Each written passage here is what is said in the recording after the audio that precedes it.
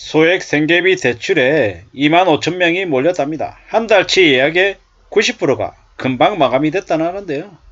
이게 뭘 의미하는 걸까요? 그만큼 대한민국의 지금 현재 경제 상황이 매우 안 좋다라는 걸 의미하는 것 같습니다. 뉴스는 키면 연예인들이 빌딩을 200억에 샀다, 1600억에 샀다, 꼬마 빌딩으로 수익을 2배 봤다, 이런 얘기들이 엄청나게 나오고 있고, 어디 사냐고요?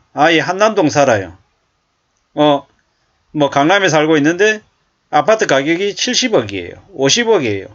이런 개소리를 내대는데 보통 사람들은 그런 얘기하고 전혀 상관없는 삶을 삽니다. 비정규직으로 살고 월급을 250만원으로 생활하는 이들도 꽤 많더라는 겁니다. 그런 이들에게 자꾸 한국의 언론은 부추깁니다. 투자하라고. 갭 투자라고 얘기하는데 알고 보면 갭 투기고 돈을 쉽게 벌 수 있는 것처럼 얘기하지만 상당수는 가짜일 가능성이 매우 큽니다. 그렇게 쉽게 돈을 벌 수 있으면 너도 나도 다 하지 왜 안 하겠냐라는 거죠. 그런 말로 이제 꼬드겼다가 하라고 해서 막상 하면 어떻게 됩니까? 고스란히 빚쟁이로 전락하죠. 빚을 갚는 게 쉽습니까? 어렵습니다. 저도 이제 20대 때 이제 창피합니다만은 저층 아파트를 샀죠. 따지고 보니까 만약에 그걸 산 상태에서 지금 계속 가지고 있었더라 했으면 단순 계산해서요. 한 대여섯 배는 봤을 것 같습니다. 근데 좀 못 버티고 있다가 좀 기다리지 못하고 또 팔고 또 사고 이 짓거리를 하다가 나중에 어떻게 됐습니까? 결국 없죠. 한때는 이것하고 저것하고 해서 돈을 많이 벌 것처럼 이렇게 생각했죠. 지나보니까 그냥 일장춘몽 꿈같은 일이 지나왔던 것 같습니다. 앞으로는 좀 더 착실하게 좀 더 성실하게 살아야겠다라는 그런 마음을 좀 많이 가지려고 했습니다. 그래야 소액 생계비 대출 상담에 이렇게 목을 매는 그 사람의 죄가 안 속하지 않겠냐라는 생각을 하는 거죠. 참 사는 게 얼마나 힘든지 얼마나 어려운지 우리는 명심도 명심하면서 살아야 됩니다. 저는 대한민국에 65세 이상의 노인들이 10명 중에 4명이 극빈곤층이라는 말을 처음엔 잘 이해를 못했습니다. 이해가 안 되잖아요. 왜 그렇게 극빈곤층이 되냐. 그것도 10명 중에 4명이나 40%나 안 믿긴다. 거짓말 같다라고 생각했는데 요즘 이렇게 두고 보면 맞는 것 같습니다. 사업병에 걸린 부모, 자식을 둔 사람들 돈이 모일 틈이 없죠. 또한 자신들이 투기해가지고 이제 빚지게 되면은 그렇게 되더라는 겁니다. 신도시의 상가를 15억을 주고 사고 20억을 주고 사고 근데 그게 다 자기 돈이면 괜찮겠지만 절반 이상을 대출을 내고 샀다. 어떻게 됩니까? 미치는 거죠. 7억 10억을 그냥 빚냈어요. 감당이 되냐고요? 감당 안 되죠. 게다가 공실까지 생기면 어떻게 됩니까? 미치는 거죠. 그러다가 나중에 답 없어가지고 경매처분 당하고 빚진 거 허덕이면서 갚으려고 하니까 죽을 때까지 빚을 못 갚는 거죠. 불행한 거죠. 우울한 거죠. 화병이 생기죠. 그냥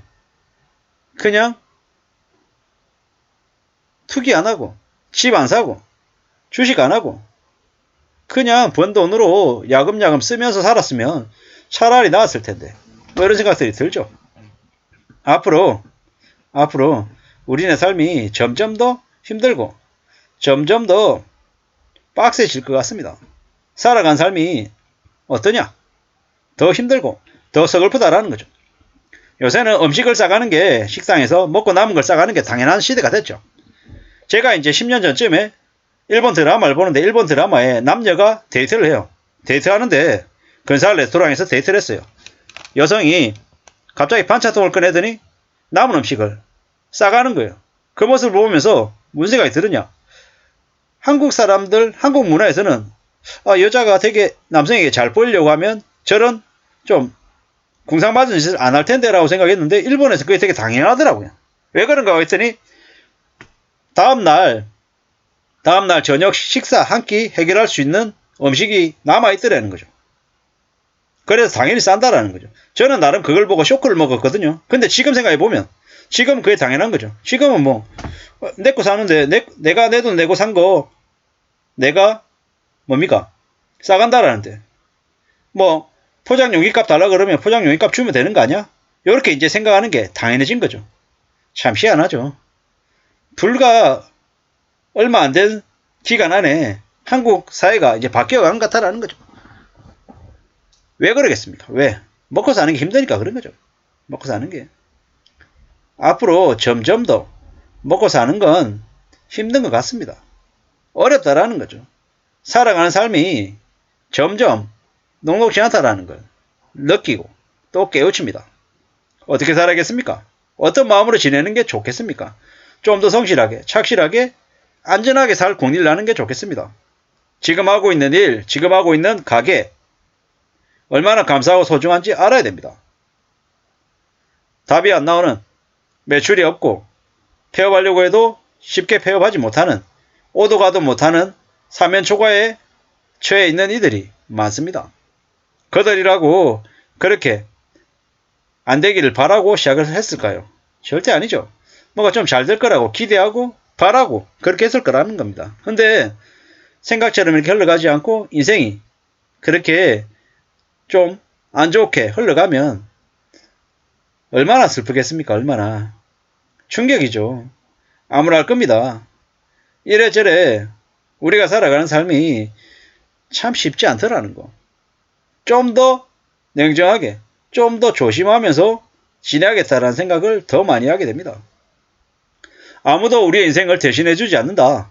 세상이 엄마 아빠가 아니고 나라의 대통령이나 나라의 정부가 국민들을 위하는 것처럼 보이지만 그건 잘 살펴봐야 된다라는 거죠.